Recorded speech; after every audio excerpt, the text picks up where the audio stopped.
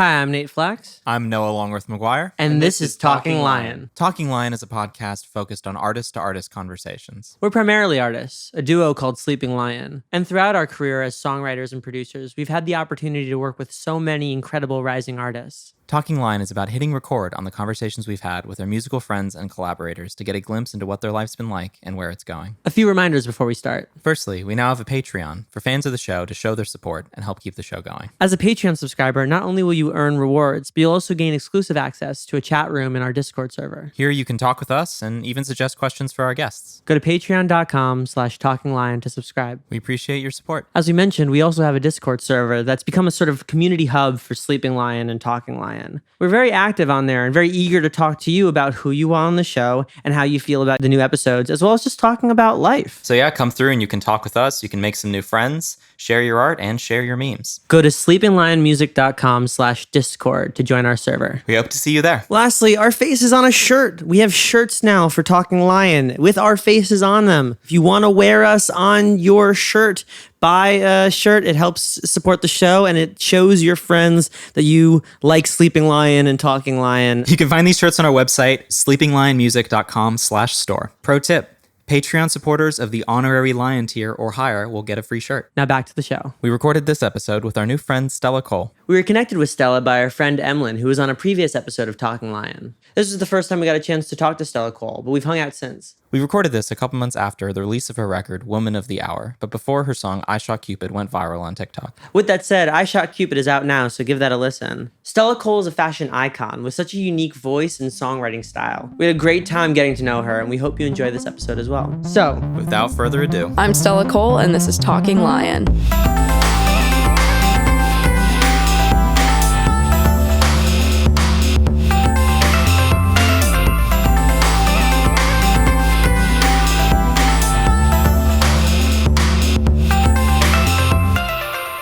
well, hey, hello. how's it going?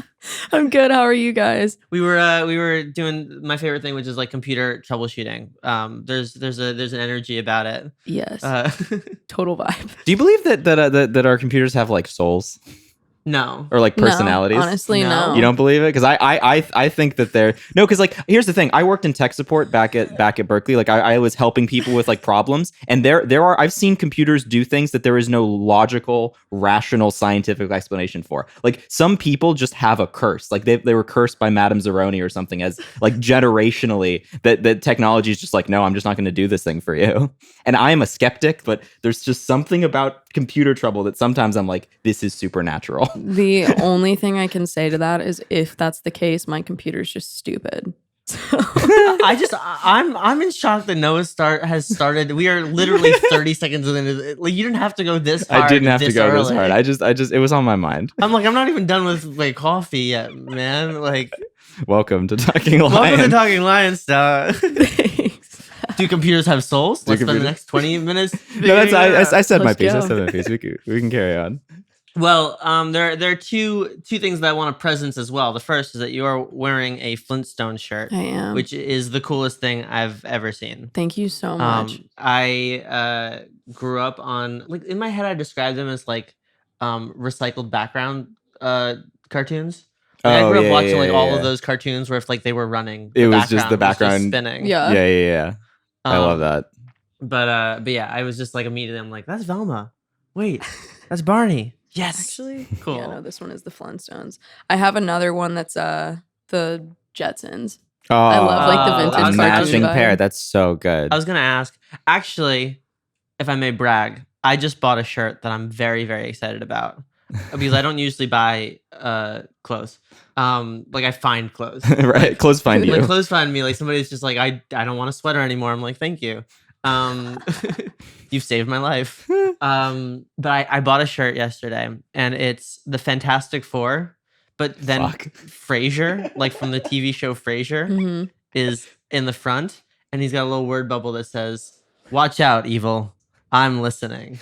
Wow. And I just, it just everything I want as a I actually Frasier. didn't know that you bought that shirt. Well, I'm I bought it. so excited for you. Immediately, yeah. I'm so excited for you.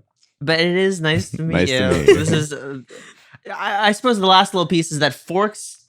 We found out today that forks predate the pitchfork. potentially. Wait, sorry, I don't know. pitchforks predate the fork. Yeah. Yeah. Yeah. The thing in the article that really like messed with me was that that like you have Poseidon, the imagery of Poseidon with this big trident or pitchfork essentially. And they're like, let's make it smaller. And no, but the people in Greece weren't using small forks. Like they were using different contraptions to get their food out of their containers. It's like it's right there. The Wild. answer was right there all along. Of course. Stella, do you have a fun fact to bring, or a crazy conspiracy theory about whether or not technology has a beating heart? No, I'm honestly speechless. I respect That's that. probably I fair. fully That's probably respect fair. that. But no, it's super nice to meet you. For people who don't know the context, we have a mutual friend with Emlyn. Emlyn, otherwise known as Maggie, is the sweetest, most incredible songwriter best. ever. And we saw you guys working together, and I was like, Stela Cole's amazing. Let's be friends. And now we're friends. We're friends in the sense that we have troubleshooted computers and whether or not computers have souls. Right. That's the theme. But Emlyn actually, I texted her this morning. I've never done this on the show, but I texted her and I'm like, do you have any questions for Stella? Oh, nice. And Emlyn said, you need to ask her about her perfect pitch. Because Oh my apparently, God. apparently you can hear like a glass tapping and know the semitone. Yes. So I'm just, that's not a question, but I'm going to put a question mark at the end of that sentence. Discuss. Then just throw it out to be discussed. I'm dead. Yeah, I guess I do have perfect pitch. I didn't even realize what it was until I was probably in like 8th grade. I had a chorus teacher who made us take like weekly tests on just like intervals and stuff like that. And we were supposed to say if it was like a perfect 4th, perfect 5th, like major 3rd, minor 3rd, whatever the interval was. And I completely misunderstood the instructions. And instead of naming the interval, I was naming the notes that they were. Wow. And she was like, how did you know that? And I was like, I thought that's what we were supposed to do. And then I guess that's like when I realized what it was. But to be honest, like I don't even know when maybe it was just something I was born with and I've always had it because I grew up playing piano. But yeah, that's that. That's why. I mean, here's the thing: we met a lot of people with perfect pitch at school, but the semitone thing is crazy to me. Like that's like you're able to hear the sort of spaces in between as well. So that one, not necessarily. I mean, I can tell right off the bat if something's flat or not, but I don't actually know the names of like the semitones if they even like do have names. But The hemi-demi semitones. That is actually a thing. Is that really what it's? Yeah, maybe I'm thinking of beats like hemi-demi semiquavers. And do demitones have souls? Nice. does anything have a soul? Honestly, Yeah, we don't have to get into that. I'm halfway through my cup of coffee, so at the moment I don't have a soul. That's fair. Would you say that the perfect pitch is like an asset in making music, or does it get in the way, or is it just one of those things it's a that you mix don't of really both. think about? It's a total mix of Interesting. both because half of the time it is a blessing because it's very, very quick for me to like learn covers or like create chord structures for my music or whatever, just because like I know exactly, like I could write a top line and write lyrics and write melodies and instantly like just I know the key that I want to sing it in, I know the chords, and like I can literally construct everything without even having like an instrument in front of me. So that's cool. But I will say like the one thing that kind of gets in the way is because I can tell when something is slightly detuned. If the producer in the room is building a track off of like, let's say a Mellotron sound that's just naturally detuned, it bugs me because I can't necessarily sing detuned with it. Like I have to sing right on pitch. Yeah. So it's like, it really irritates me. Like, because I love the way detuned things sound. Like I love anything vintagey and like sci-fi and retro from like the 50s and 60s. But when something's naturally detuned and like I'm trying to sing over it, it drives me nuts. Have you ever asked producers like, "Hey, can you tune that Mellotron up like 20 cents?" I mean, I usually just like try my best to match with it. And by the time like I stack vocals and everything, like it doesn't sound like it's off. Like it just gives it a little bit more edge and character. But I was gonna ask about it because like your style of music and singing, it's like in the sort of like Lana camp and like in that like more sort of lean back like vibe, and part of that style is the sort of sliding into the notes, sort Yeah. of like sort of Totally. like leaning a little bit on the flatter side of stuff, but like with like utmost intention. I thought that it was interesting when Emlyn told me that you had perfect pitch. I'm like, she's got perfect pitch, but she's in a genre where being a little bit out is a feature, not a Totally. bug. Hmm. Has that ever like rubbed you the wrong way? So I will say that is something interesting because like background vocals, I actually love being able to take advantage of that because I love how like older genres they didn't have autotune at the time. Yeah. So it's like Exactly. not only like Lana Del Rey-esque, but like anything doo-wop, anything Yeah. like super soulful and like groovy from like the 60s, 70s, 50s, whatever. Like if you listen back to all those songs, because they didn't have autotune and because of the recording equipment they had at the time, they would record songs from start to finish. And there's so much room for like human error, which is the cool thing about it. So it's like, I love when I'm doing my background vocals. I actually love just like, if I hit a flat note, I keep it. And like, Yeah. so that's Yeah. really cool that I get to like pull from those genres. And I really, really just kind of let the background vocals have their vintage vibe. But then when I'm tracking my lead vocals, I actually do use autotune. I love autotune. Like it just makes Yeah. the recording process so Autotune's the much best. easier. And it also gives it a little bit more of like a crisp, not that it like changes, like I sound the exact same when I'm just singing live, but it gives it more of like a crisp, like modern edge to it. So it's like Yeah. when I mix my lead vocal that's like super crisp and super perfected with my background vocals that are super like, kind of a lot more free and like have imperfections, I feel like it brings this perfect, like, it's like a little sweet spot of a combination. Yeah. Definitely. 100%. Well, I think that oftentimes, like your average listener doesn't realize that what makes a singer great. Like what I really love about singers is how unique they sound, like Mhm. how what they bring to the table as far as like their tone and their energy and their approach. And we are in a world, and it's been this way for decades now, where like pitch is not that important. Like pitch is important to this sense that let's make sure that like this is dead on, but whether or not an artist can sing on their 15th take like something in pitch is way less important than if an artist can bring that same like sad energy or that Yeah. same kind of like anger or like whatever to the 15th take.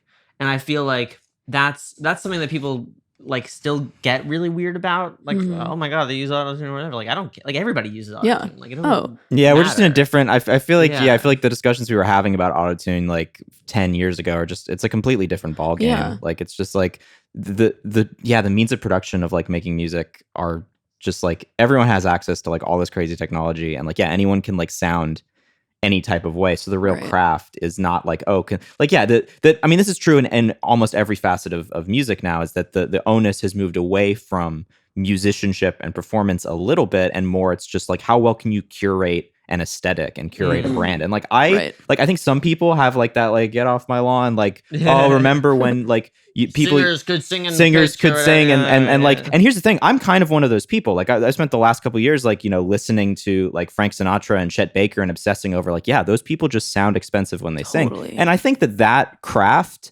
hasn't gone away. I think we're still looking for people who open their mouths and are capable of producing beautiful sound. But then when you add in that you can take that and run it through autotune and give it this hard edge, or that the like I was listening to one of my favorite songs of all time is "Die Another Day" by Madonna, the Mhm. Bond song from like the early 2000s. And one of the things that I think is amazing about it and kind of ahead of its time is that the verses are super duper hard auto-tuned robot voice and then it gets into this second like chorus space and then all of a sudden she's off the grid Mhm. and it's super bendy and it's like that weird like Britney like Slave for You like slightly detuned like swoopy thing and the fact that was a conscious artistic choice to be like okay in this Totally. section I am super hard tuned robot voice and then in the next section I'm opening it up into this more like gritty off the sort of 440 hertz spectrum like that's I feel like that's like an indicator of good artistry. There's nothing Right. inherently wrong about the tools that we're using. It's all I about how you think- use them. I think autotune is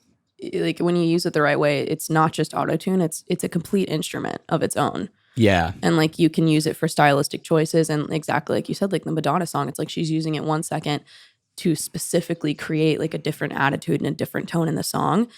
and then she switches off of it when she wants to like create a different emotion and a different vibe. And like the same thing with the classic T-Pain vocals. Oh yeah. Pretty sure Exactly. T-Pain can actually sing, but He he's actually the insane. dude can He can sing. sing. But he chose to use autotune as a stylistic choice. And like, sure enough, like I think that kind of gave him the name that he has because it was so iconic and he used it as an instrument. Well, and that's where I think I went from like the purist to really questioning everything I thought I knew when I was a teenager, because I was like, oh yeah, autotune is for all these pop artists and fuck pop artists and like all whatever. And then Bon Iver puts out his self-titled record, and the last song on it, like, I mean, I think he did it on Calgary, but also on Beth Rest. The autotune is so incredible on that song and the way that he uses it. And I love how autotune takes and like handles like voice breaking and voice cracking, like how it takes that and makes it a musical moment. Yeah, when Bon Iver did it, I was like, okay, yeah, I don't know anything, and I'm ready to sort of sit down and like learn, like what a tool is and not just like a trend or whatever. Yeah. But what I appreciate you mentioning is that you are really conscious of what's organic and what isn't, where the imperfections are, and like exactly where they sit. And I feel like, yeah, we try to like presence that, but also it's not something that we do as consciously as I think we should. Like I think it's really cool how you sort of plot what has more freedom to like go wherever, and where is it dead on, and where are we using I've even just in my production, I've been playing a lot more with, because I've been doing all these kind of like fake Mellotron like Disney-esque string arrangements. I've really been also toying with, not just in vocals but in instruments, like individual moments that are like I mean, obviously like portamento, but just like little swoopy organic moments in music has been my latest aesthetic obsession. Love.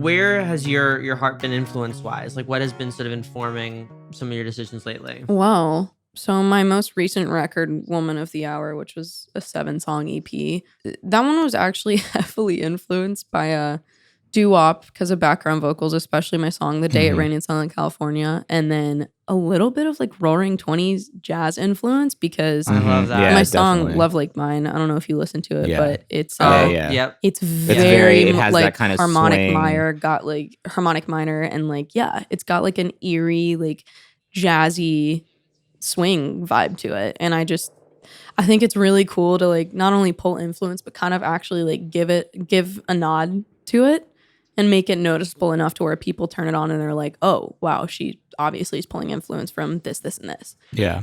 Love Like Mine especially, I love that like little rolling like that rolling bra- tongue that thing. the thing that starts the chorus That off. starts It's the chorus. so It's so tasteful. cool. It's so cool.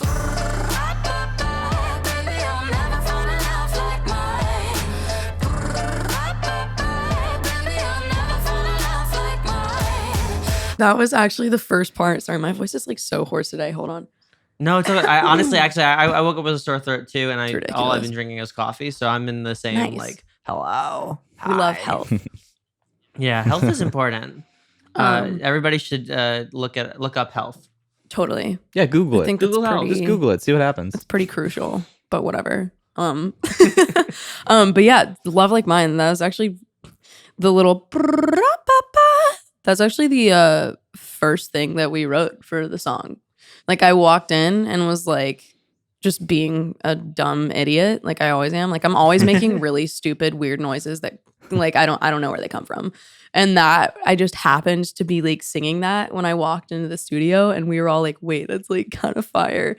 And so then we put that in, and then I sat down at the piano and played the chord progression.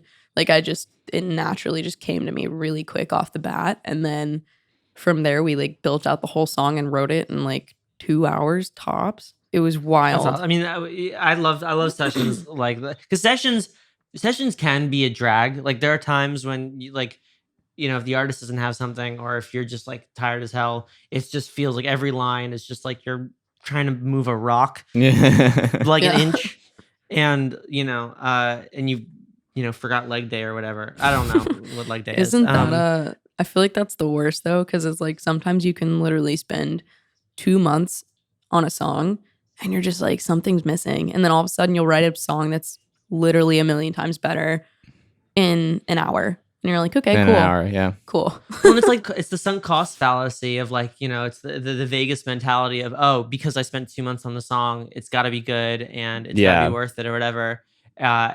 When I really feel like anybody should just cut their losses and be like, yeah, the better songs may be around the corner, and you've been like just getting the sludge out so that the rest of the water could be good. Yeah, totally. And it's I love sessions where it's just like you come in with an idea, like it all comes out, it all pours out, tracking, done, over. Yeah. But that's awesome, especially because like that, I feel like that part of the song was the part of the song where I was like, oh shit, Yeah. and like really like got me like hooked into. Well, I feel like even just in the sort of there's this thing I was reading your Spotify bio because I like Spotify bios. I'm always fascinated by Spotify bios, and the little mood board thing of like your favorite TV land wife. No, what was it? Doo-wop harmonies with the hip hop attitude. I feel like that's the perfect encapsulation of that because it got this like that brap has that sort of hip hop Totally like energy about it in vocal performance, but then you're immediately in this like jazz land. And that just that even from that little piece of the chorus alone, like your artist statement is very clearly made, and I love that. Thank you. Yeah, I definitely TV housewife. So, Well, edge. I'm even looking now. I didn't even realize that like your thing is called Stella Vision Records, which like I just got off of watching WandaVision. Stella Vision predates WandaVision, I imagine. But I just love that like it immediately evokes like the sort of older TV land shows, I love so Stella Cole's actually it's not my real name. My real name is Holland Shadinger, which is just like Whoa. a complete mouthful, and that was Holland? HOLLYN. Wow, that's a cool name. That's a really cool name. Like I love my name, and like my family still calls me Holland, but I was just like, my worst nightmare is like people are like, yo, have you heard this new artist? Her name's Holland Shadinger. Like I would literally just I would be deceased. So I like got the name Stela Cole from my brother's first name is Cole, so I kept it in the family there. And then I loved the name Stella because it had such a timeless vintage vibe to it.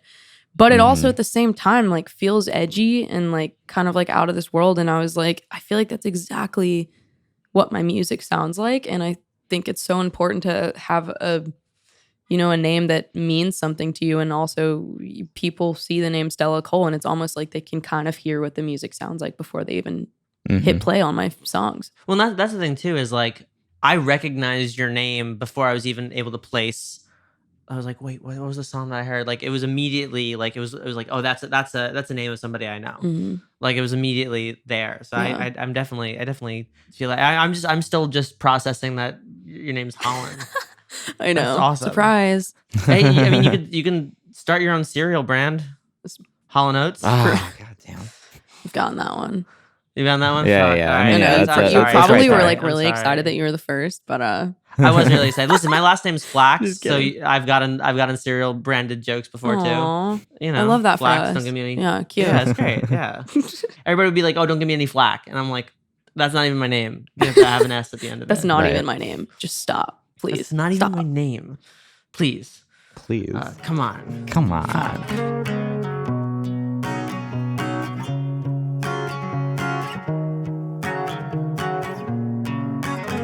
I want to revisit Woman of the Hour because it's an incredible record. Thank you. But I want to like travel back in time a little bit and just get the childhood portion out of the way. The obligatory The childhood portion. obligatory childhood portion. Ooh, yes. Tell us about your childhood. Tell us about your childhood. Where you What's from? your upbringing? Who's your parents? What are Where your you values? been? Oh my gosh. Yeah. Blood is thicker than water. Yeah, and rocks are stronger than stones. I'm Rocks are deceased. stronger than stones.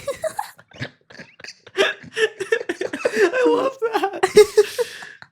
I wish people could see That's a us. classic. I wish people could see us on FaceTime, just like doing the little Oh, yeah, like we're- Yeah, just Italian doing hand. the- We're just like, we're doing Italian yes. hand. Oh, I am so upset that the Italian hand emoji is not called Italian, because you know how you can type things in your messages and then it'll automatically bring up the emoji. I'm obsessed with like what words you have to type in to get emojis, because for me that's faster. Like if I have a thought and I know I want to send a particular emoji, I like knowing the word I want to type because that doesn't take me out of the flow of typing a text. Yeah. And the Italian hand emoji, I wish it was Italian hand, but it's not. It's pinched fingers. What? And that makes Whatever. sense. Like I get it, but also like It's Italian. we all hands. know it's Italian for hand. sure Italian hands. What are we talking about? Yeah. Come on. I actually have like that's like one of my things. It's not like my brand, but like I have this thing where I always like. Once again, I wish people could actually see me do this on FaceTime. But like when something happens and I describe don't it. know how to like react, I'll do the Italian hand and then just like violently like open it. Oh, it's an explosion. Yeah, of it's like an Italian explosion hand. of the Oh, I love Italian that. hand, and like all my fans like do it with me, and they know what it is. I even like do it so much that I put it in my Love Like Mine music video. There's like this shot Wow. at the end of the I video, love and I that. literally get like I do the hand, and it's like a moment. But that's a great segue of where are you from? Where's your family from and all that stuff? Yeah, so we're all from Georgia, from Atlanta, born and raised. I guess that's a lie. I was actually born in Knoxville, Tennessee. Whoa. Oh, that's and where my then- mom's but from. like was moved to Georgia literally when I was like 2 days old. I don't even know. Like I basically am from Atlanta from day one. Right. But yeah, I grew up there, and then when I got out of high school, I moved to Nashville for a couple of years, just to kind of like sink my teeth into the music industry and kind of develop how I want to like write songs, just because Nashville is such a lyrical based community, which I absolutely love. Yeah. So that was like really cool for an amount of time, but then I hit a point where I was like, okay, it's time for me to move to LA. And then that happened 2 years ago. So I guess I've like been to a couple cities at this point, but originally from Atlanta. I love Atlanta. We've never been. We're working with somebody now from Atlanta, but like it sounds like an incredible place. And I've watched every episode of the show Atlanta. Right. But Did you like interact with the sort of music community in Atlanta, like growing up while you were there? So it's actually interesting because I didn't even really know I was gonna be an artist until I was 17. I grew up as an athlete, so oh wow, yeah, and I thought that I was gonna like. what were you playing? I was a goalkeeper. I played soccer. wow. We traveled, like that was like my thing. That was my life growing up. Like we traveled out of state every weekend, and like it was very serious. And I thought that that's what I was going to do in college. And I didn't think I was going to go pro or anything like that, but I thought I was going to be a college athlete and major in like medicine or something like that. Like I love the human body and anatomy. That's just like something I've always been fascinated with. But so I never really like grew up involved in the music industry of Atlanta. Because I played sports, I always listened to like hip hop. So like Outkast, like I love Outkast and stuff like that. Right. Like they're just so crazy. I love them so Iconic much. Atlanta. Andre Atlanta group. 3000 is ridiculous. But I like grew up listening to music from Atlanta, but like I was never actually like involved in the music industry there. And that's another really interesting thing about Atlanta, which is one of the reasons I love it so much. But the music scene there is either like you're doing full-blown hip-hop, full-blown trap, or you're doing like singer-songwriter folk.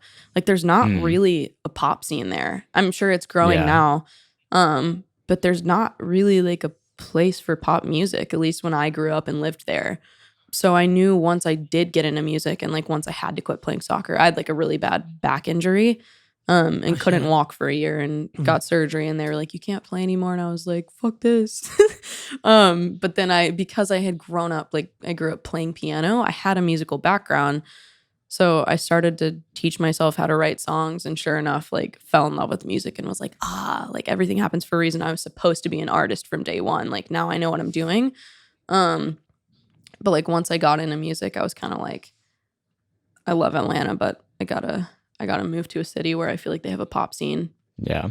And not to ask like the cheesy question, but do you feel like your experience with soccer helped you with the discipline and the collaboration that comes with being a musician? Absolutely. Just because soccer, it's all about like camaraderie and it's about having a team. Like I love that it's a team sport, and I love working with all different kinds of people. And also, yeah, you're you're heavily disciplined. And it's also like whoever works the hardest gets playing time. And like whoever works the hardest and like performs the best gets playing time. And I absolutely just like, I really value like hard work and like discipline and putting time into your craft. Like I think that's so important. And so I think that soccer actually taught me how to work really well with all different kinds of people. So like for writing songs, I know how to work with people with literally all different kinds of personalities. So it's like whether you're super energetic, it's like I know how to work with that. And if you're super like reserved, yeah, I know exactly how to work with that as well. And it's like I know how to work with all different kinds of people from growing up being a part of a team and knowing that the only way to win is working well with different people. So I think that that's really actually been like a huge benefit. And yeah, just like the discipline and like getting my ass kicked in practice and like getting yelled at all the time. Not saying like getting yelled at is like a good thing, but like but definitely centers you, totally. I think. And it like humbles you where you're like, wow, like if I want to do something, like I gotta work for it. Like I gotta bust my ass. And I love that mentality for music too. It's like if I want to get to where I am, like I'm gonna work for it so that when I do get to the place that I want to be, it feels so rewarding when I get there because I know I've put in all of the effort I could have possibly put in. I think sports is also a really cool area, especially growing up, to witness where natural ability meets hard work. Because I feel like in music, that's also the case. Like some people do have a natural sense for, for songwriting or is just are naturally great at singing or, are naturally better equipped at being producers or whatever. And other people spend a lot of time getting really, really good at it and being disciplined and learning all that stuff. Like music, it's not that obvious, but in sports, it very, very much is. Like I wasn't good at sports, and I also wasn't particularly disciplined. Like I didn't have that same natural ability, and I didn't want to work to be better at it because I'm like I'm not gonna be good at sports. It's just not gonna be my thing. But I think coming to Berkeley, I tell people the best thing that ever happened to me was that I was the least naturally gifted person at Berkeley. So I didn't come in being able to like just wing it. I had to study and I had to like be really, really disciplined and also realize that I wasn't going to be able to make it as like a session piano player. So I was going to have to do something else, which was like maybe film or, find a friend who could produce and, all that stuff. And so I feel like sports is definitely an interesting sort of microcosm of like where natural ability meets hard work. Absolutely. I mean, yeah, it's like one of those things where obviously like in whatever career you have, whether it's sports or music, like there is an element of like talent. It's like sometimes you have it and sometimes you don't. But like I'm a firm believer that hard work always beats talent in the end. Yeah. I just think that's a great mentality to have. Well, because I think hard work allows you to replicate your results. Yeah, like if you've been trying at something and you know how you solved it, as opposed to like trusting your instincts. Like I think building instincts is really, really important. But like those you can't rely on when you're exhausted or stressed or like those, because they happen naturally. They can also go for natural reasons. Yeah. Whereas like hard work, how you figure it out. Well, and it's also that thing like there's that great Fran Lebowitz quote from Pretend It's a City where she's just like, what I love about talent is that it's like one of the very few resources that's randomly distributed throughout the human population. It doesn't care how rich you are, how poor you are. Like some people just like have more, and it's this ineffable thing, and you could get really like philosophical and wishy-washy about what that actually means. But I think that hard work is what's in your control. Like it's like the serenity prayer of it. Like when like you can work hard. Like you can make a conscious choice to whether you have quote unquote it or talent or whatever that means. Like every human being can make a conscious choice to wake up in the morning and say, I'm gonna like, whether it's practicing scales to get better at piano or whether it's just like making a beat to get better at production or like singing a song to get better at singing. Like you can make the conscious choice to get better at your craft, and that is in your control. Whereas I feel like whether or not you're talented, at a certain point, it kind of doesn't matter, and also isn't in your control. So why worry about it? Why sweat that detail when you could be grinding and hustling? Right, totally.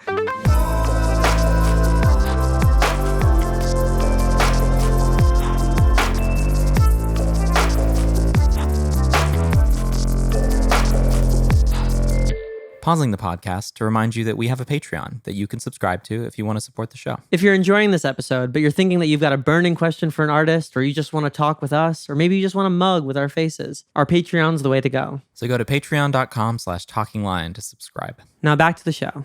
Woman of the hour, which is who you are right now. That's who you are. And you could even be woman of the next 2 hours. Perhaps. Or depending on how long it is. We're going to find out. How did you approach that record? Like, did you approach it as like a series of singles? Did you have a more sort of uniform idea thematically of what the album would be? And what was the first song you approached with it? So I knew that I wanted Woman of the Hour to be an EP. Like, I knew I absolutely wanted it to be like a full-blown record with like at least 5 to 7 songs. But just because I'm still an up-and-coming artist and still at the very beginning of my career, I was like, the best way to, make the most of this project is to put everything out as singles. So it's like each song gets its moment and its spotlight, and I can continue building momentum and continue to give my fans and my audience music like at a time instead of just dropping it all at once. And then there's like a chance that people might not hear every song on the EP. So I knew from the jump, like I wanted every song to be like highlighted as a single, but I wanted it to all compile into an EP at the very end, especially because everything sonically is it's like in the same world. And that's something that I've always wanted to really make sure I'm doing as an artist is I want every single record that I release, I want it to have like its own little world. So it's like if you put my songs on shuffle, like you can almost like place where every song fits. Like you can be like, oh, that song sounds like it's from Woman of the Hour. Oh, that song sounds like it's from Throwing Up Butterflies. Like I really love when everything is just like in its world. So yeah, I knew I wanted it to be an EP, but also do the single game to build momentum and give every song its shot. And I think it was actually Love Like Mine. I think Love Like Mine was the first one that I wrote where I was like, dang, this is the one. And then I kind of started building out everything around Love Like Mine, because it's always like that. You're constantly writing, searching for like the one song, and you find it, and then you're like, this is exactly the sound. This is it. Like I'm gonna build everything else around it. So that was the song, and then from there I wrote Woman of the Hour, which as soon as I wrote that, I had that concept in my phone for a really long time, just because I thought it was so badass. Because people usually are like, give it up for the man of the hour. Like it's always that. And I was like, why not make it say Woman of the Hour? So that was probably the second song I wrote for it. And then I was like, oh, that's for sure going to be the EP title. And then the other ones kind of came together after that. But yeah, that's kind of how it came together. I love that. And just everything about that, the record, it just like every song hits, every song like feels really, really good, but also it is pulling from like 8 different eras of music, which is always, I feel like we're really sensitive to that. Like we're always listening for, like, where is this coming from? When people start bringing in like pop punk elements, to pop music, I'm like, yes, we're here, we've arrived. Yeah. But it's really cool. Well, how you were able to sort of synthesize all these influences to create something that sounds uniquely not just Stela Cole, but uniquely Woman of the Hour. Yeah. Well, that actually leads me to a question that I feel like I have for most people that I'm always just curious to hear their perspective on, like, because no one is just born a fully formed artist with a well-defined aesthetic and a great vocal tone. Like, how is your journey been in kind of discovering like what is the essence of Stela Cole? And like how was it a relatively easy process, or were there different kind of points along the path where you had to try different things to zero in on what you really wanted to say and do? I always knew what I aesthetically like wanted to present myself as, just because it's genuinely like who I am as a person. Like Stela Cole and like the music that I write is the most transparent form of myself. So that was always kind of easy, but the actual building towards it and learning how, just because I didn't know how to write songs, it's like I already knew what I wanted everything to sound like in my head and what I wanted everything to look at, or like what I wanted everything to look like, from like the clothes that I wear to the photo shoots that I do to the music videos to like the songs themselves. It's like I knew literally from day one, I was like, this is exactly like who I'm supposed to be. But actually like the process of building and learning how to get that out whether it was in songs or like building my wardrobe. Like, because I grew up as an athlete, like I didn't have any like quirky clothes that like I was wearing sweatpants and t-shirts every day. So it's like the actual process of like taking what was in my head and what I knew I wanted to be to actually physically like putting it out into the world. That was definitely what took a long time, just because I had to learn how to write songs. Like I didn't know how. Like the first song I wrote was like 7.5 minutes long and had like 4 choruses and like 6 verses. Like so stupid. Yeah. Like I had to learn. Although, how, I mean, that's the kind of song that I wish that we could all start putting out. Like I was a folk artist, so I didn't know what a chorus was till I was 20. Yeah. You know, it would be like 8 verses, and I'd be like, now the song's over. Thank you for coming. Yeah. But it's just like I had to learn how to do everything. What was that first song called, by the way? I love just first song titles. It was called Black as Night.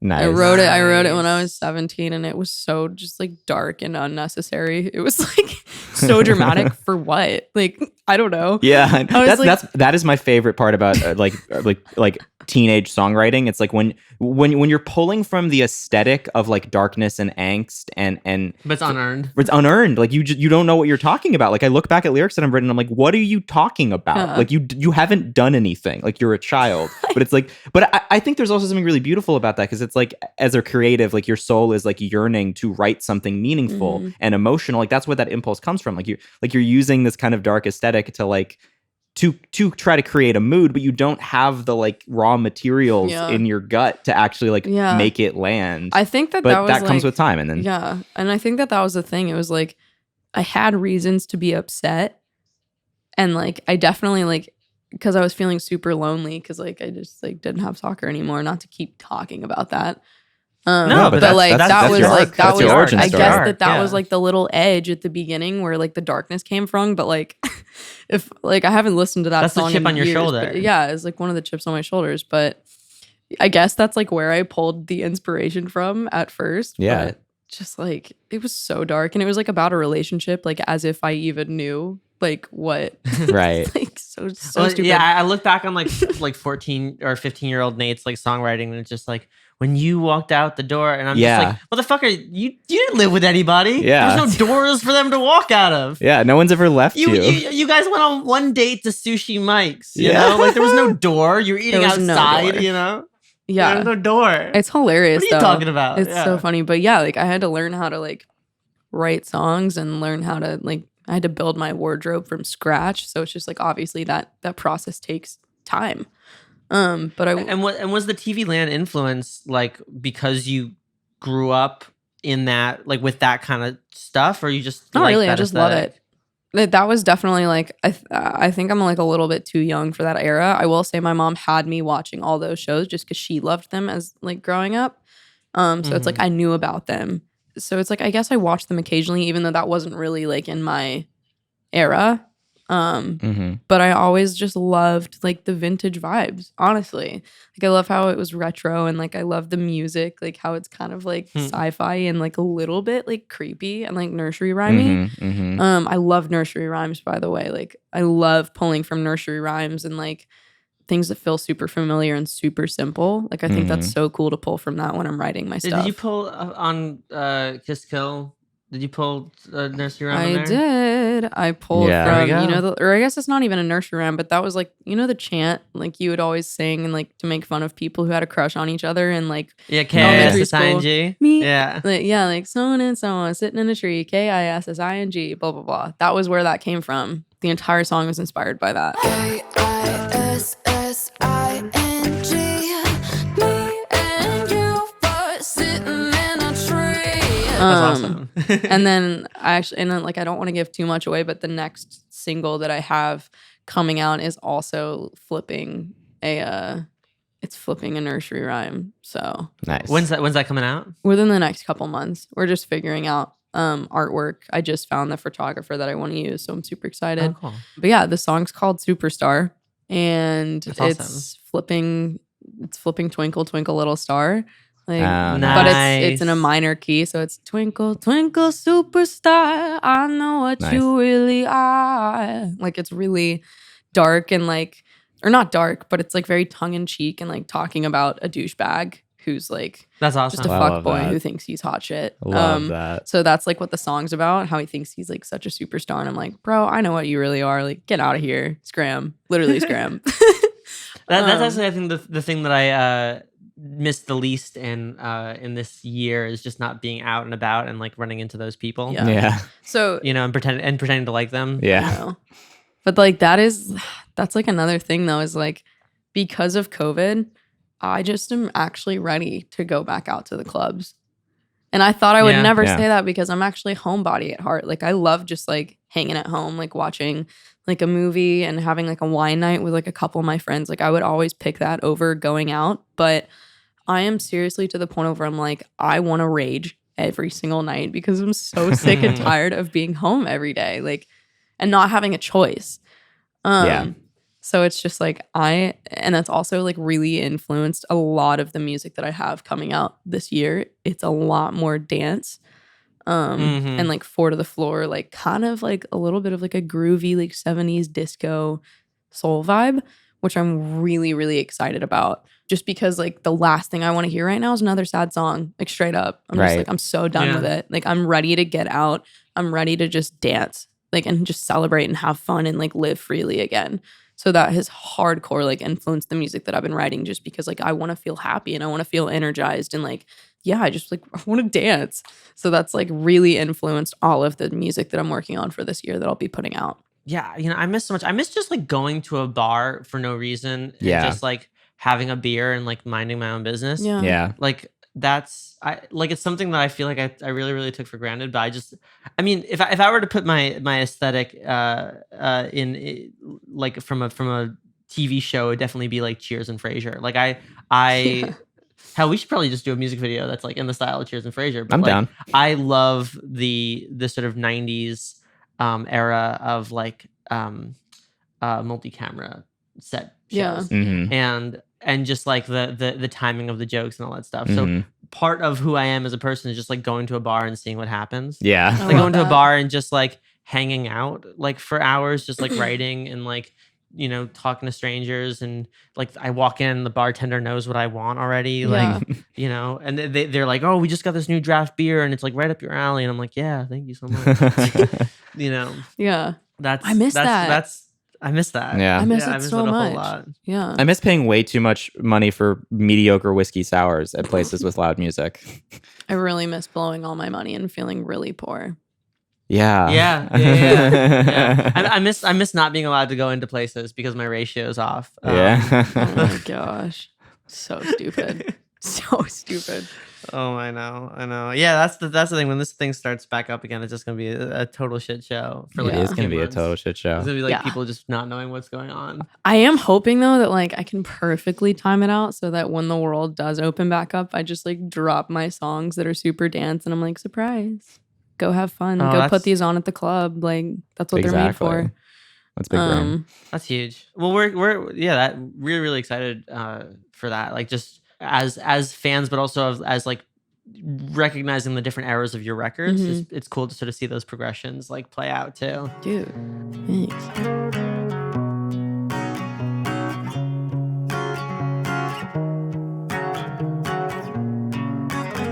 I want to ask about the Cream song, Edit You. Yeah.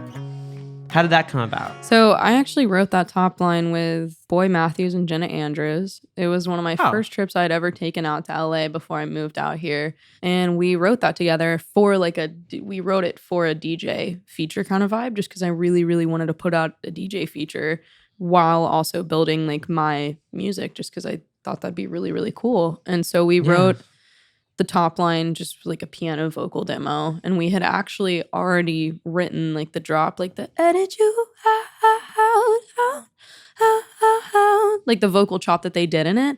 We had actually you just sang it out. We actually like had like written it like that, which was really cool. I love that. And it was like super challenging and fun and refreshing to write. Just like since I do write all my stuff, I get so in my head about my music sometimes that it was really cool to just like take myself out of it and write like a different genre. But yes, we wrote that, and I was with RCA Records at the time. So like they also really were pushing for me to have a DJ feature. So we were like searching for DJs that wanted to take it, that, you know, had it fit their sound. And eventually Cream came around and they produced a version of it, sent it back, and I was like, this is so sick. Like, yeah, let's do it. And then they put it out and it got like 100,000 streams on the first day, something crazy like that. Like it did really well. But yeah, they were so cool. Like it's funny because like I never met them in person. Like still haven't met in person. And usually that's kind of how music happens, just because technology is so like crazy now. Like especially with top line yeah, stuff. there's like even just like not even DJ features. There's so many, especially with COVID now too, but like there's so many songs that exist out there, like even like top Billboard hits where it's like the people who have collaborated on them, there's a very high chance that they actually never even met in person. Which is so crazy. But like I follow Cream on like social media and stuff, and they're so cool. Like that was such a cool experience to see something come together like that. I remember that when that was it Fader or Rolling Stone or some big publication, it could have been Billboard too, did like the whole story on like the creation of The Middle by The Zed, Middle, and how like the writer was in Australia, and that she didn't meet Maren Morris or Zed or any of them until the Grammys for the song. Yeah. Like it is super crazy that like all this stuff happens. Yeah. Like especially when you're doing the pitch stuff or when you're doing like top line stuff. Oftentimes it's like you do it, you throw it out into the world. They're like, we like it, cool, done, finished, it's cut, it's out in the world. Like here's the promo material, done, finished.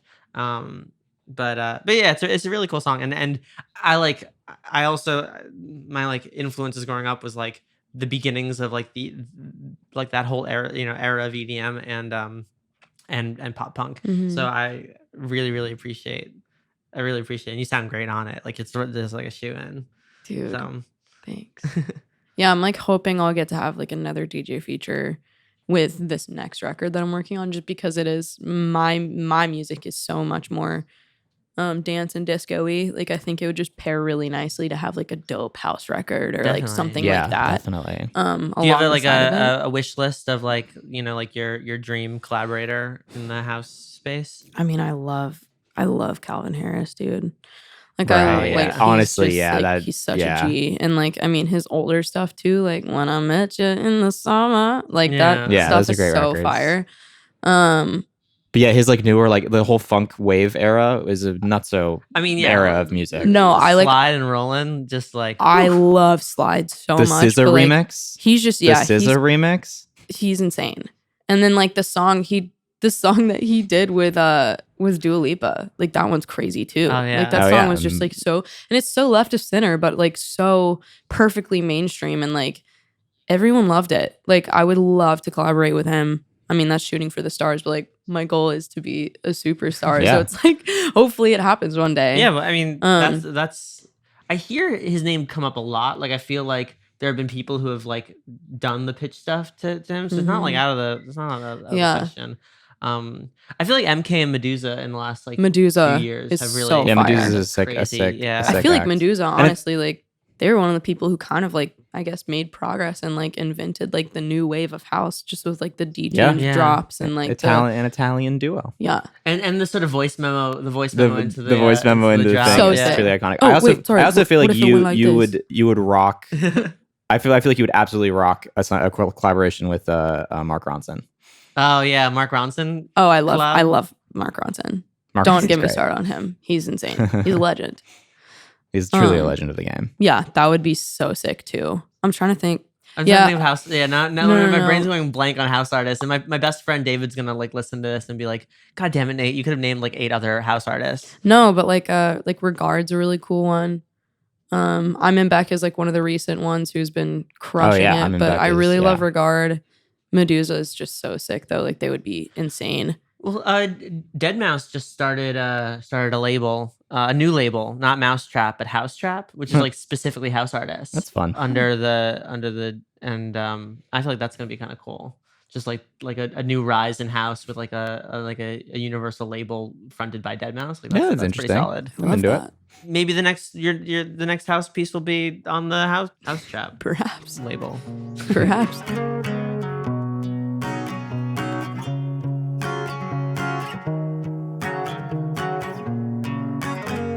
before we enter the question round, we have a question from our Patreon subscriber, Alan C. Oh boy. But Alan C wants to know, what do you think dreams are?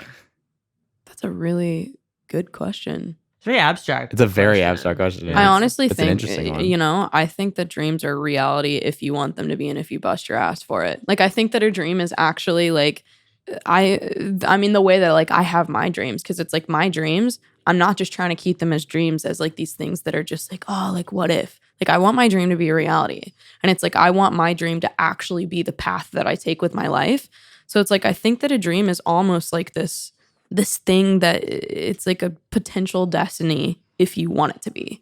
Does that make sense? Like, I feel like like a manifesting or like a filter. Yeah, I feel like it's almost like an option. Like a dream is literally an option and like a choice for like a destination. And it's like you can choose to either let your dreams be your dreams and let them stay up kind of in your head, or if you're someone like me who like, yo, my dream is to be a literal superstar. Like, that is my goal. And that is, I full-heartedly believe that that's like my purpose in life. So it's like my dream for me isn't just something that's like floating around in my head that's just like, oh, what if? Mine's like, no, it's like when.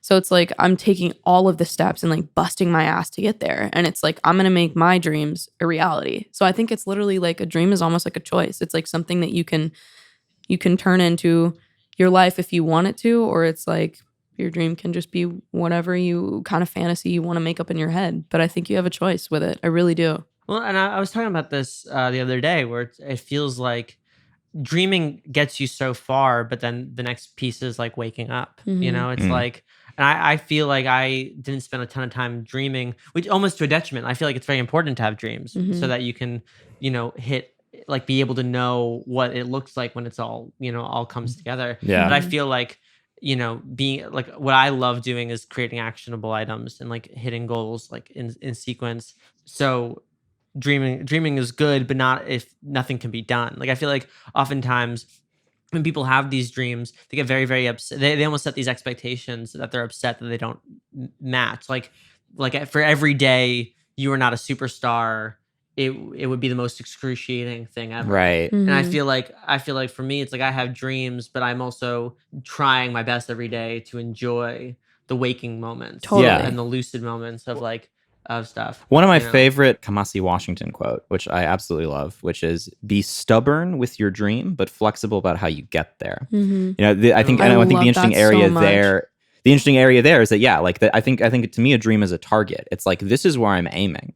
I feel like it's only kind of in the last, like, obviously I've always wanted to be a performer. Broadly, abstractly, I've always wanted to be a musician, but I feel like it's only kind of in the last year that I've really locked into like, oh no, I want to be like an artist. Like, I want to be a performer. I want my life to look this particular way. And ultimately there's so much chaos in the system. There's so much stuff that's out of our control, but there's immense power in directing your brain towards the target. But then also, then in the in between, not letting it crush you if you're not, not getting in your head about, oh, am I going to get there? But just being like, this is where I'm aiming. There's immense power in aiming there, but also, being a little bit flexible in where the journey takes you.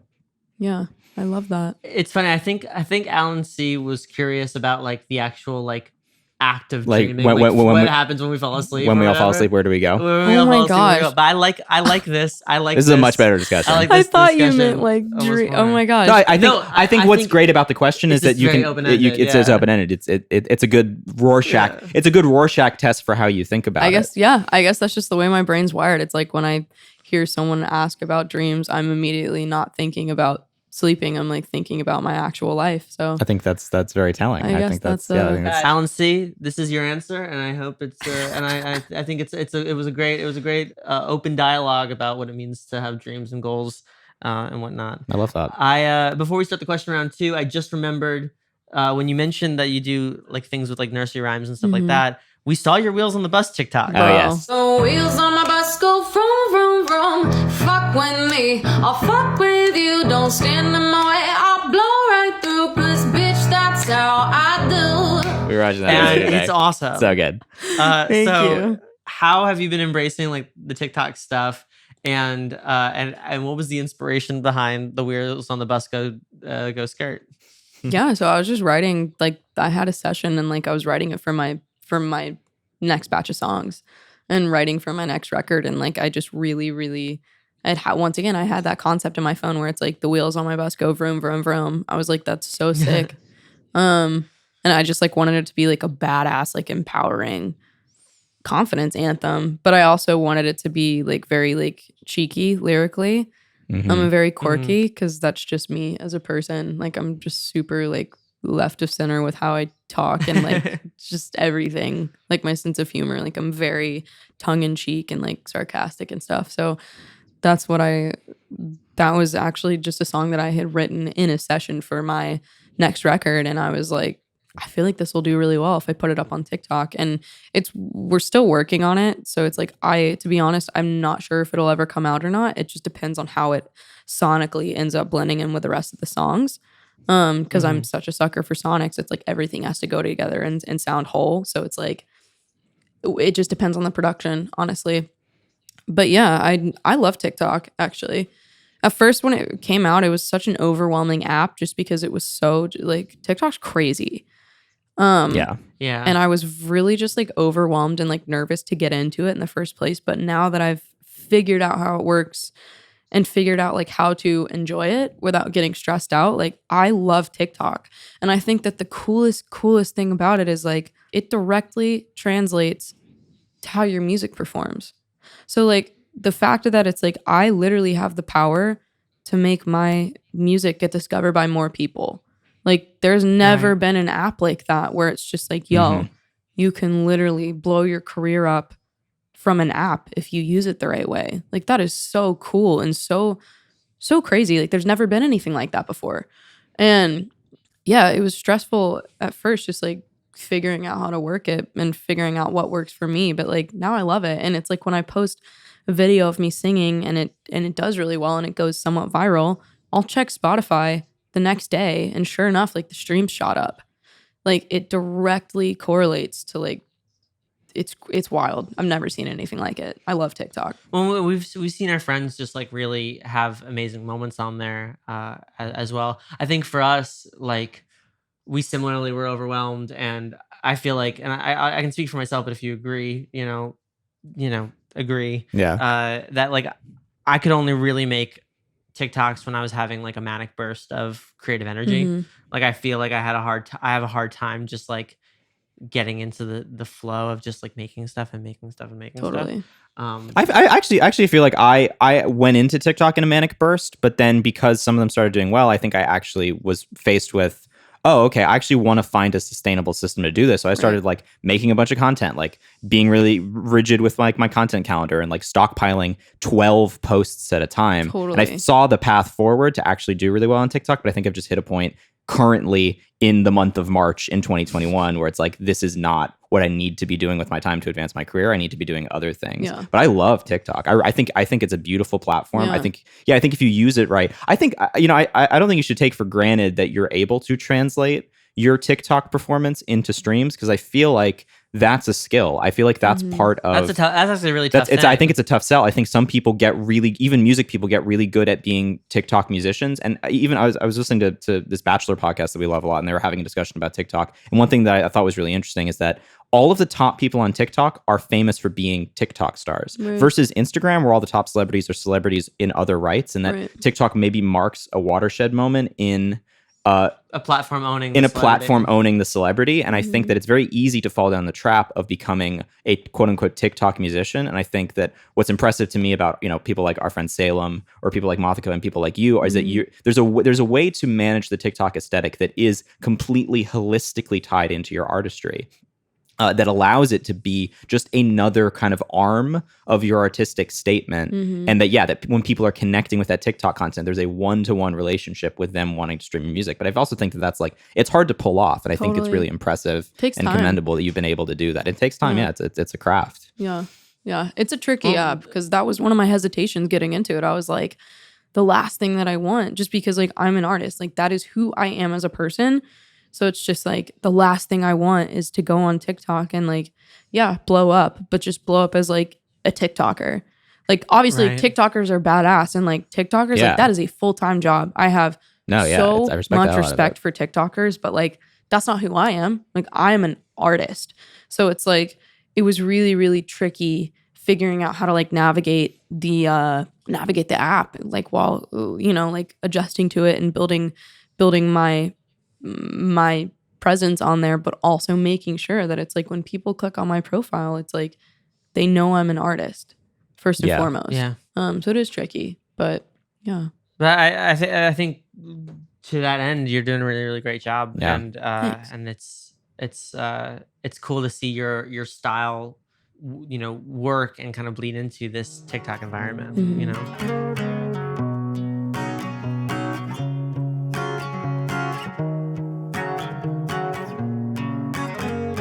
Are you ready for the question round? The question round. Yeah. The question round. The question I'm like kinda round. nervous. Okay, let's go. All right. This First, is the easy part. Yeah, you got through the hard. You got through the hard stuff. yeah. bro. This is just fun. First question is, what is your phone background? The Grammy. Whoa. I'm not joking. It's been like that That's for hardcore manifesting. I love That's that shit. gangster as hell. I love I'm actually so that. glad you asked that. Yeah, my phone background has been a picture of a Grammy for 2.5 years now. Haven't Wow. changed it. That's amazing. And it's not like a Grammy's the end goal. Like a Grammy's not the end goal. Like my end goal is to go on world tours and like make music forever. But that's just like such an important step. And like it's just like Grammys have always been something that I've been so fascinated with. Like I think it's such a great goal to set as one of Yeah. them, as like a stepping stone. It's the So, only award you can do a shot out of, and I think that's yeah, important. I think we both want to get a Grammy just to do a shot out of it. Yeah. I actually have a deal with my mom because my mom was obsessed with when Daveed Diggs, when yeah. Hamilton won the Grammy and he did shots out of the Grammy with his mom. She was like, we need to do that. So Yeah. like that's the only reason I'm still in music is to get a Grammy so that I can take a shot with my mom out of the Grammy. Like that is my only goal right now. I love it. Yeah, but that's my phone background.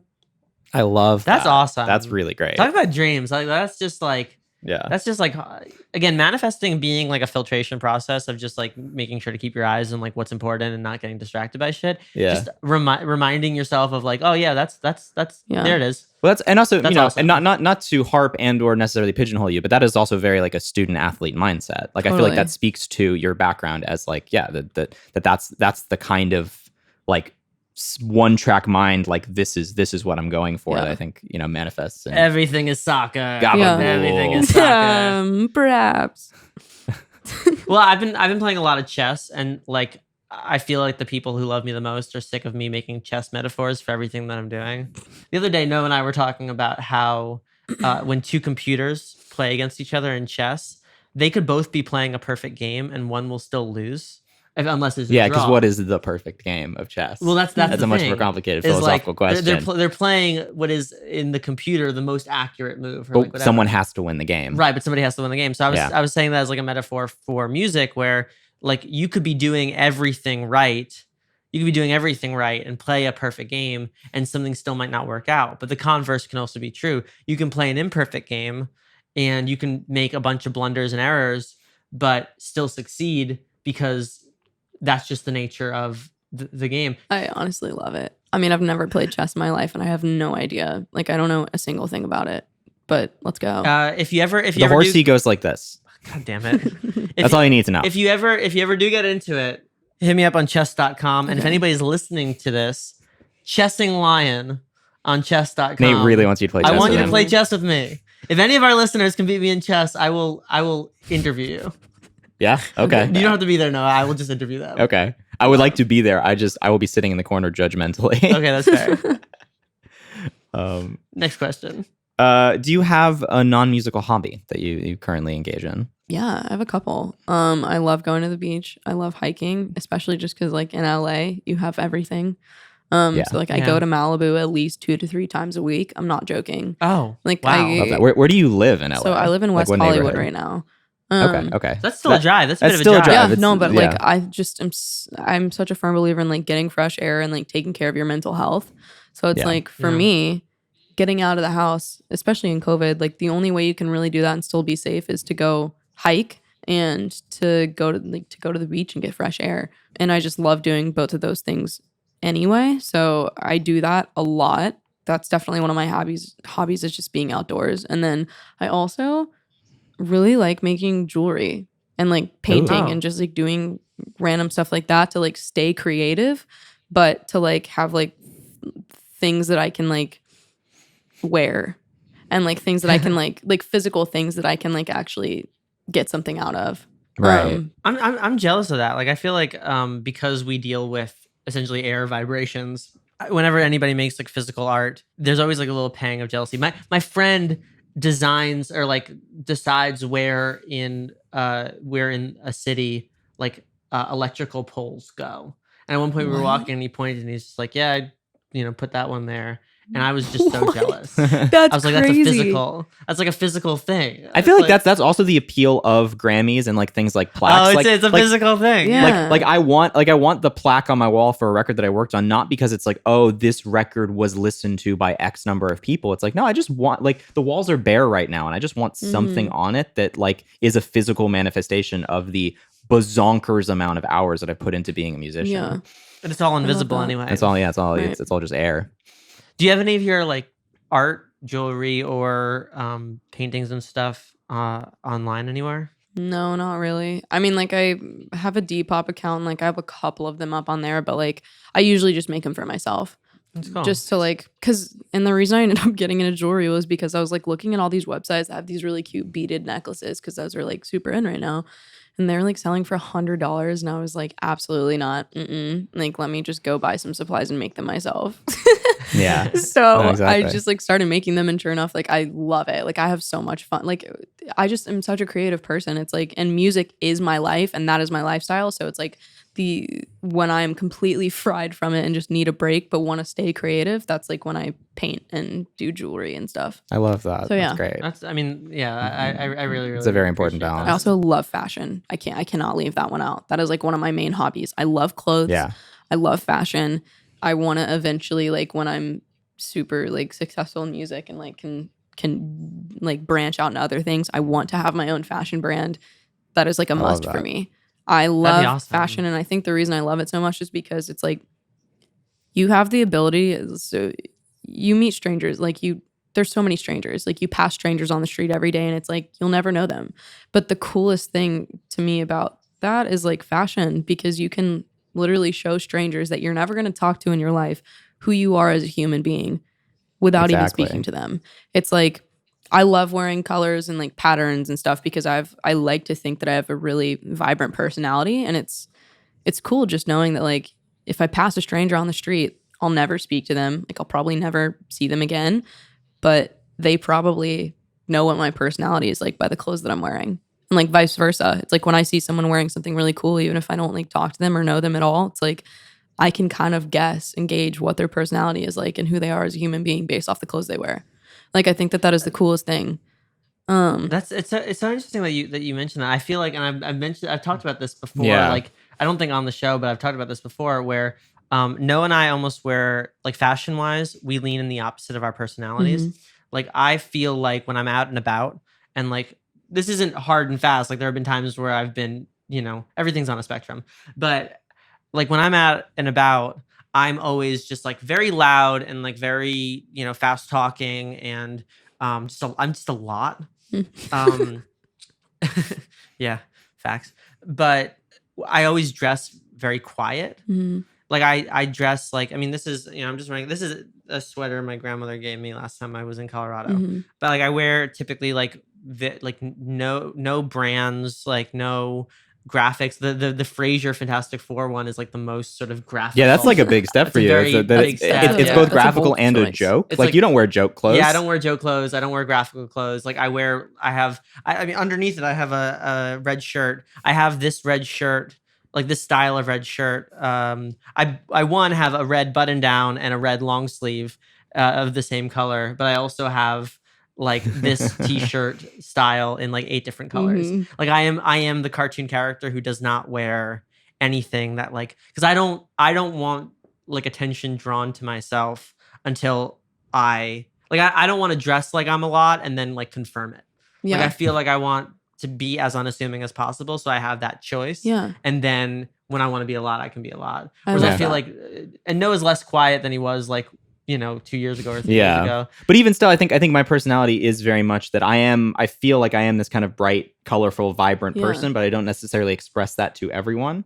And that my wardrobe has become increasingly bright and colorful and patterned because I like precisely that thing you're talking about being able to go out in public and giving people an inclination of like, even if this person doesn't say anything, because I generally am pretty quiet unless I really feel like I have something to say. But yeah, I have this crazy like multicolored, like vaguely kind of like African looking shirt, and every time I wear it in public, sometimes people will say it to my face, like I love this shirt, or I've overheard conversations where I've like passed someone in the street and I've overheard someone be like, "That was a great shirt," and I love that energy. Like I love just being, I love the energy of just like that. Just like my choices in the clothes that I'm able to wear. It has that small little impact on strangers, and it is and it is one of those things where it's like you have a choice. Obviously, it's like you have a choice to like show who you are on the inside, on the outside. Like it depends on how into fashion you are, and like if it's not your thing, then like whatever, you know.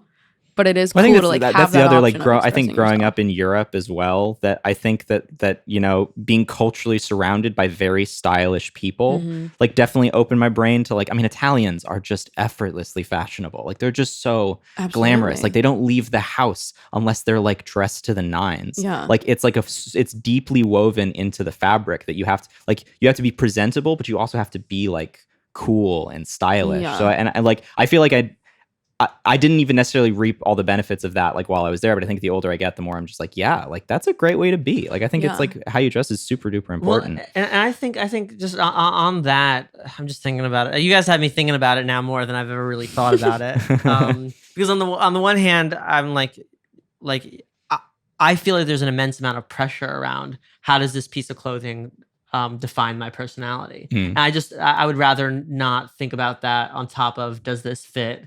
Like, does it have pockets? A lot. Like whatever. Like I'm very really utilitarian. I'm really utilitarian about like, is this warm? Does this feel good? Whatever. But it's also that like I grew up in a town that was very much divided between upper middle class and middle class. And because of that, like there were kids in my class who were all very, very fashionable because they could afford to just buy whatever was in fashion. Whereas like I had hand-me-downs for most of my life. And then when I did start sort of shopping for clothes, it was more of like a Target H&M situation, which isn't to say that isn't fashionable, but it isn't like with the fashion. Right. You know, like if I had an Aeropostale shirt or whatever, or American Eagle, it was because it was my cousin's. Right. You know, and at that point it was just like it had two holes in it. Like you know, on the stomach. Yeah, I mean, fashion is like a deeply socioeconomic thing. Like it's so I felt better just like not engaging with it, you know? Yeah. Right. No, that's valid.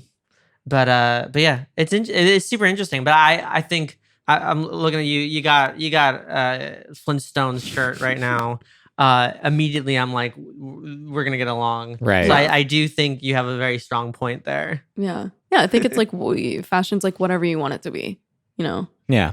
That's very true. And that's I think also going back to sort of what you were saying earlier, I feel like that part of my fun in being an artist is like I love the Grammys. Like last year at the Grammys, I spent most of my energy like judging the dresses. Like that was like the most fun part for me. And then I've actually spent an increasing amount of I've spent an increasing amount of time with every passing year thinking about like what would I wear to the Met Gala? Like really presencing like I really respect artists who and this is one thing I was reading an interview with Black Bear too, that he made a lot of his money in like not from music but from doing like styling for people. Like I love musicians who like have these kind of branching careers where they're interacting. I mean, we talk about this all the time because we're like, we write scripts and we like I do a lot of visual art. Like we're multifaceted creatives, and our sort of 5, 10, 20 year plan is not just to be musicians but to be cultural entities. And I think fashion is just like I would love to reach a level of success where like I could have a stylist and like work, like interact with the world of fashion,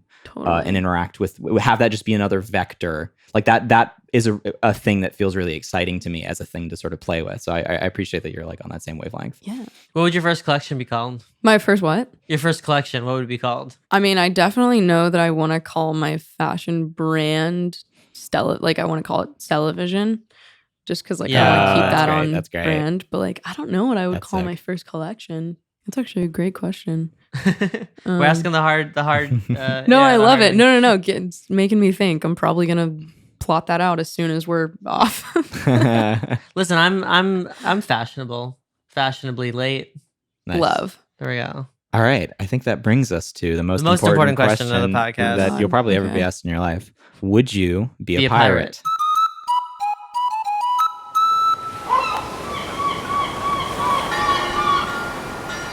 Would I be a pirate? Would you Yeah. be a I pirate? don't even. Speaking of fashionable, I don't Yeah. even know how to. Pirates are very I don't even know how to fashionable. feel about this question. I have no idea. Honest to God.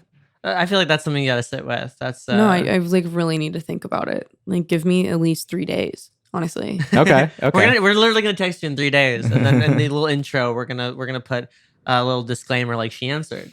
You come back with like a research paper of like, okay, well, Here are the pros and here are the cons. pros and cons. I mean, if my outfit was cute, like maybe. Yeah. Super valid. Pirates were very fashionable. Also, like women pirates were sick. Yeah, did you see that TikTok? I saw this TikTok the other day. It's like women pirates fought with their boobs out to like distract men, Is that true? and to let that's them savage. know, like, and to let them know that if they're getting killed by a woman, they were getting killed by a woman. It might be an apocryphal story, but I love the aesthetic of Wow. that, and I believe it. Like that is definitely the energy of pirates. I mean, that's badass. yeah. I think pirate culture was like pretty interesting. You know, I mean, the teamwork that goes into not having immunity, huge. Wow. You know, the socialized healthcare because pirates had a code and they paid out to. I gotta look up if that's a real fact. I There's- know I keep saying that. On the Watch. podcast, but- There's a CGP Grey video on pirate economics that has a beautiful kind of like Love that. breakdown of the economic systems that they created. I mean, I feel like I need to be a little bit more educated on pirates. Honestly. That's fair. I honestly That's actually I respect that. I answer respect a the lot, hell out. yeah. That's a very intellectually honest answer, and In the year 2021, I feel like we should normalize. I don't have an answer. Let me get more research. yeah, Yeah. I absolutely love that. Love Wow. that energy. Do you have any tattoos? If so, what was your first? I do not have any tattoos. I actually don't have a If single you- tattoo. But if I were to get one, I'd really have to think about it. And I think that's why I haven't gotten one yet, is because there's nothing that's like stuck with me for long enough to where I'm Yeah. like, oh, I know I would love this forever. Yeah. Just because like when I do get one, I don't want to do that whole thing where it's like 15 years down the road, I'm like, I don't like it anymore. Like, let's get this removed. Like, I want to keep Yeah, it no, forever. exactly. Right. And I constantly go back and forth with like even wondering if tattoos would look right on me, because I feel like I have like a little like I can have a resting bitch face, but for the most part, I feel like I tend to look really innocent. And I have not like a baby face, but I like, oh, I look so sweet and innocent. Like, Mm. I don't know if they would look right on me. Like, I really don't Yeah. know if tattoos would look right on me at all. I think I took a big game about tattoos because I have like a couple ideas for stuff, but I just feel like I just will never be able to. I'm presencing that I might not ever be able to get myself into the chair. Right. You know, like I don't think that like I have a Yeah. bunch of cool ideas for them, but I just don't think.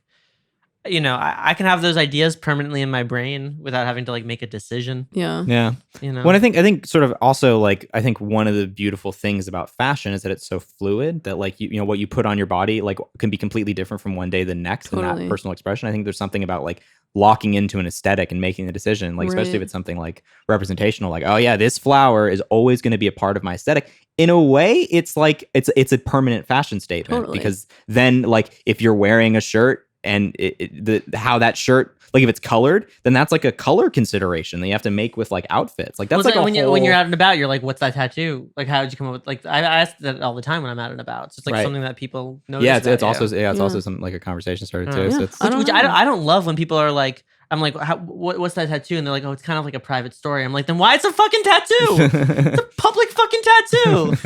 Yeah, I don't know. Now that I'm like thinking, I mean, like, I definitely go back and forth where I'm like, oh, I really want to get one, but like, what? I have a feeling I'll eventually get one, but for now, do you think and you know you don't have necessarily have to answer, but do you think you would lean more towards something aesthetically considered or something small and meaningful, Or like words, or or like like, words or yeah. something kind of like Hmm.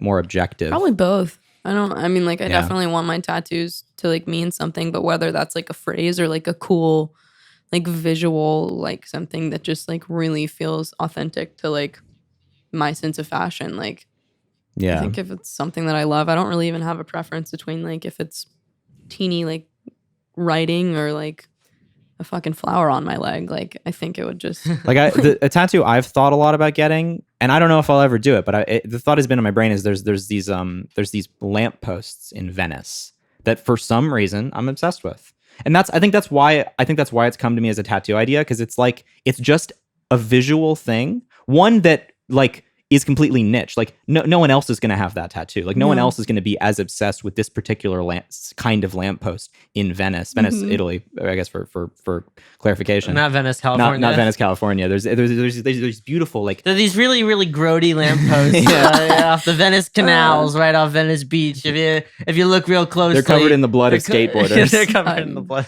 But there's just these beautiful kind of like Victorian looking lampposts. So there's like 3 prongs and they have these like really off color like pink like glass on them. There's just something that I really like. But it's also just like, am I gonna look back in 20 years and be like, why did I like that? Why did You I know, get a like lamppost? Well, I can't imagine getting like a lamp, like I can't imagine getting something like drawn, because I'll see somebody else with a lamppost and be like, that's a better lamppost. Fuck. I think that's why I like it. It's like I know for a fact no one else is gonna have this particular tattoo. But yeah, that there's also like the other thing that I've run into will tattoos. the artist be the right one? Will the artist be the right artist? Because it's like the other idea I had for a tattoo, I tried to design myself, and I like made the design and like looked at it, and I was just like, I think it's cool, but it's like I know from artistic experience that I cannot always trust my artistic output. So it's like I think the bind I have is there's a part of me as a visual artist, and especially as I'm getting more into illustration, that I'd want to design my own tattoo. But then there's also like, if I hate it, then that's self-loathing, and that is a risk I don't think I'm willing to take. Yeah, you just gotta know. And then if it's another artist, then How do you trust them? How do you trust know? them? Yeah. And what if you end up loathing the art? And that's the thing. I think as an artist, if I was like, if there was like a line that felt like off, that I was like, I would have actually curved that like 20% more if I were working on it in Illustrator, then that's on me forever. And I'm just gonna be looking at it being like the little OCD like producer part of my brain that's like, oh, I need to like tweak this frequency or like move the snare 20 milliseconds. Will be looking at my arm like, I got to move that line 20 millimeters, and like that'll just be a voice in my head for all of eternity. Like I don't think I want that either. Yeah, I think your little diatribe gave me enough anxiety to not want to get a tattoo anymore. You've talked me out of it. I'm dead. No, I think tattoos look so badass on people. But Like, they're if they so get cool. them right, Exactly, like- and if they mean something to them, Exactly. or like not even if they like mean something, but like if they love their tattoos, then like it's badass. Yeah. But yeah, I mean, and I've seen some really, really cool shit. Mhm. Yeah, there's some, I've seen more cool shit than not good shit. Yeah. Yeah. You know, ultimately, yeah. What I would want to ultimately get is like, you know, a certain phrase or word in somebody's handwriting so that the imperfection is baked in. Mhm. You know, that like the imperfection is part of it. Like, Yeah. I don't have to worry about like, is the font right or is like, this right? Because it's that person writing it. It's like inherently Totally. meaningful You and know? inherently And also aesthetic. that the anxiety can be in their court, not mine. Of them being, because we've actually done this before where we've had to write out lyrics for like fans to get tattooed, and they've gotten it before, and I've definitely panicked my little tuchus off trying to like get that right, you know. What was the first concert you ever attended? Taylor Swift. Nice. It was Taylor Swift's. I think it was her Fearless tour. Nice. Yes. Nice. And she's like, I mean, I almost feel like I grew up with her in a weird way, just because when she first started putting out music, that was like when I think I was like in middle school or something. And like, I literally feel like I grew up with her. Yeah.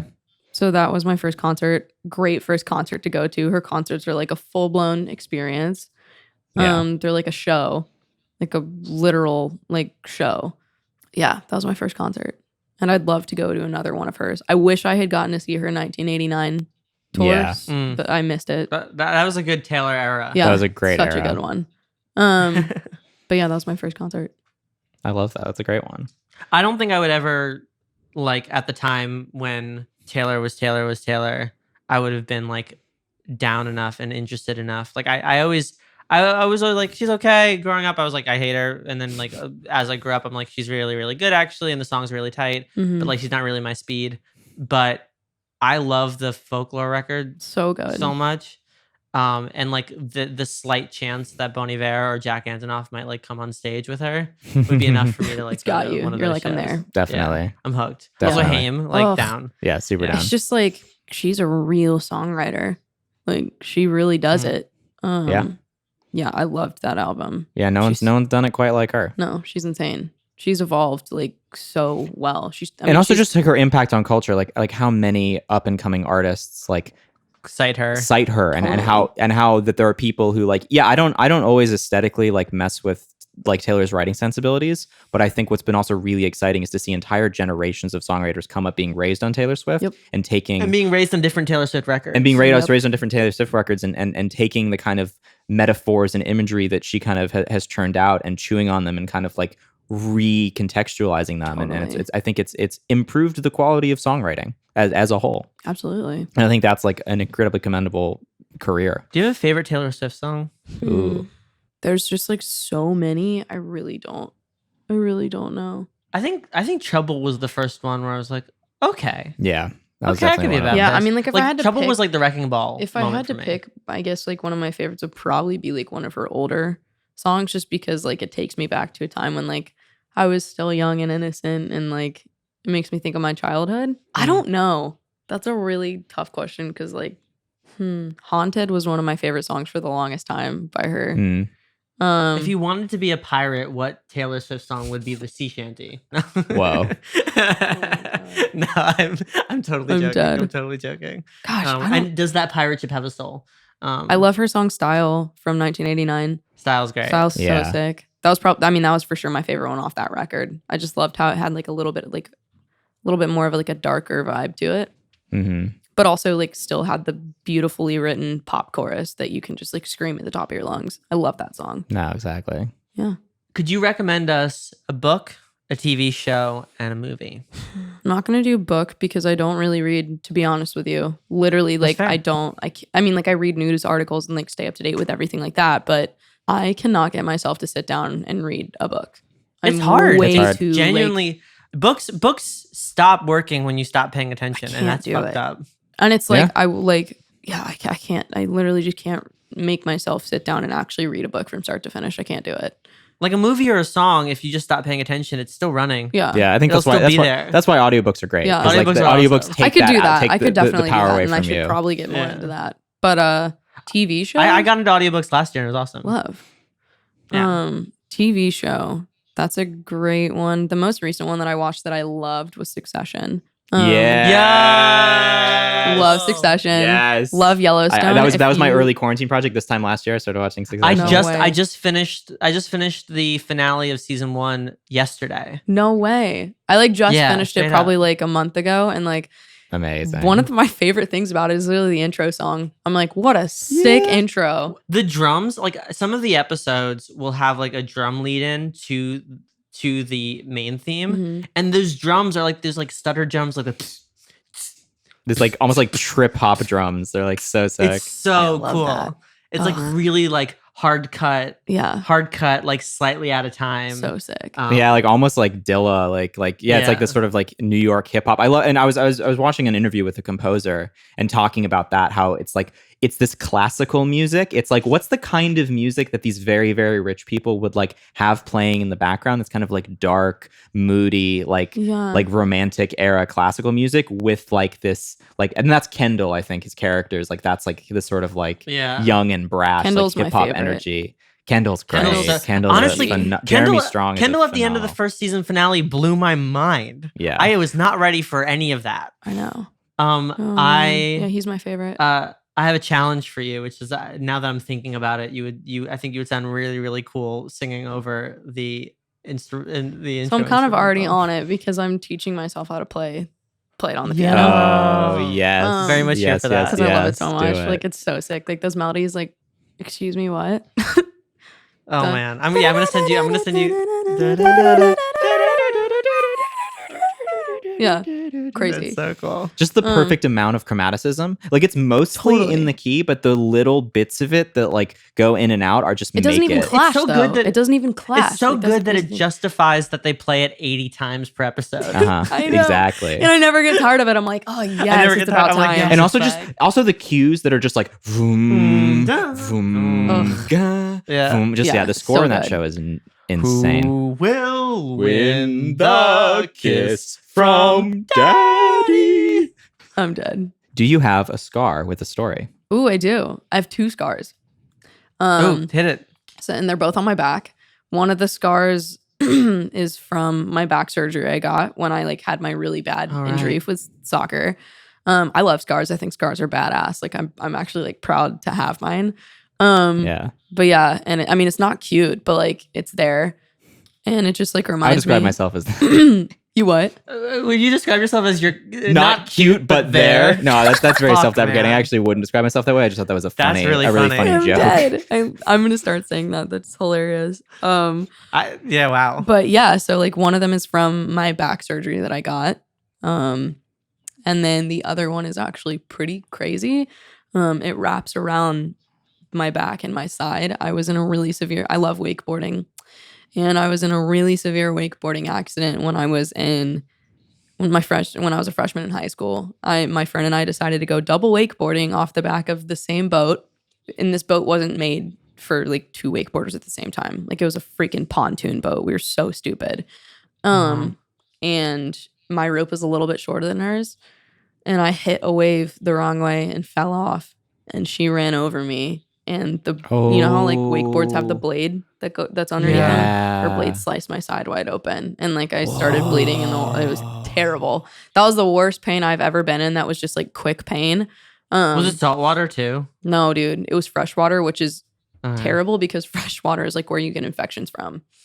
Right. And it was right after this situation had just happened with this girl who got a flesh-eating disease from a lake and like had to get both of her legs and one of her hands amputated. So this happened literally 2 weeks after that. And I was freaking out thinking that like I was going to get a disease, like a flesh-eating bacterial disease from being in the fresh water with like a wound that was open. But yeah, it hurt so bad. Like, and I don't really cry when I get hurt or anything, but like this one hurt so bad that I went into shock and was completely speechless. And I also think that might have actually started my back problems. Because shortly after I started getting like just a really sore back, and then it eventually turned into shooting pain down my leg and I couldn't walk, and then I got my back surgery. But yeah, those are my two scars. Pretty gnarly as hell. Pretty crazy. I know. Yeah. It's pretty wild. It's pretty metal. So yeah, those are my two scars. I rep them. I like having them. Those there, are damn good. Those are damn good stories. Those are damn good stories. We should have like the Hall of Gore, like the the Hall of like, ranking who's the had carnage. like the most like terrible story. Also, I feel like because my brain was conflating the tattoo question and the scar question, that there was for a second I had the impetus like, okay, those are my two scars, and I was like, do you plan on getting any more? Do you plan on I getting almost any more? asked that question. I'm like, wait, that doesn't. That's so Wow. fun. Do you plan on getting any more? Do you plan on that? This guy needs Maybe. to walk. I need You know, I was when you were talking earlier about like getting some fresh air, I'm like, I think I need to get some fresh air today. I didn't sleep terribly well last night. But Yeah, anyway, go do that. What Go. are 3 thoughts you have at this very moment? All right. Well, whoa. 3 thoughts that I have right now at this moment. Right now. at this very moment, right now. Going to get lunch because I'm hungry and I love food. And then I just remembered I have to track vocals on a song that I wrote earlier this week. And then talking to you guys has been super fun. So I'm obviously thinking about us. I'm thinking about us. I'm thinking about us. I'm thinking about us. That's really sweet. Look at us. Look at us. Who would have thought? Who would have thought? Who'd have Oh, man, I thought? love that clip. Not me. Not me. Not me. Oh my god. Final question. What are you looking forward to? Putting out my new music. That's so easy. Nice. Putting out my new music. I've never been so excited for stuff in my life. Sorry. I just I'm actually I'm getting emotional about putting out my music. She's so I'm starting to choking cry. up. She's just The songs just yeah. dance so hard that it makes me cry. No, that's what I'm looking forward to, is just putting out new music because I'm so stoked about the stuff I've been working on. Like I just have such a good gut feeling about it. And I think we're going to time it out perfectly to where like it happens as the world's opening back up, and like it's just going to be a party and a celebration. So for sure that. Well, we can't wait to hear it. We can't wait to dance to it. Hopefully surrounded by other people who we can hug and cough on without worrying about their safety. Yes. But if not, I'll definitely dance alone in my kitchen to it. I will definitely rock it in my car, just like driving to Malibu, because that actually sounds like a great time. Yeah. Do it. But Stella, it's so amazing. I mean, Stella and Holland, it's amazing to have you here. It's so great making a new friend. Yes. And this has been so fun. Your music's awesome, and I just can't wait for everything that you're up to. So thank you so much for being on here. Guys, thanks for having me. This was awesome. It literally felt like we were Yeah. hanging out. So that was super fun. Thank you so much for being on. Thank you. I shot Cupid, bang, 'cause I don't wanna fall in love again, love again. I shot Cupid.